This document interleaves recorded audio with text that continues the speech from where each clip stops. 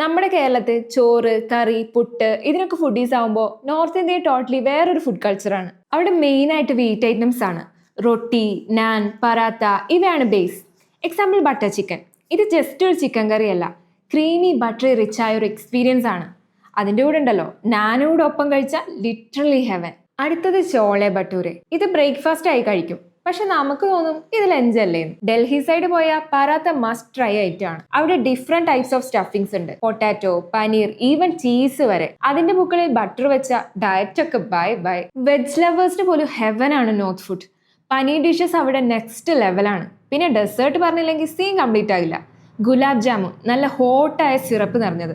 1 byte മതി mood change ആകാൻ. സത്യം പറഞ്ഞാൽ നോർത്ത് ഇന്ത്യൻ ഫുഡ് സ്പൈസി മാത്രമല്ല, റിച്ച്, ക്രീമി, ഹെവി ആയ ഒരു ഫുൾ എക്സ്പീരിയൻസ് ആണ്. Kerala food versus north food രണ്ടും ഡിഫറെന്റ് വൈബാണ്.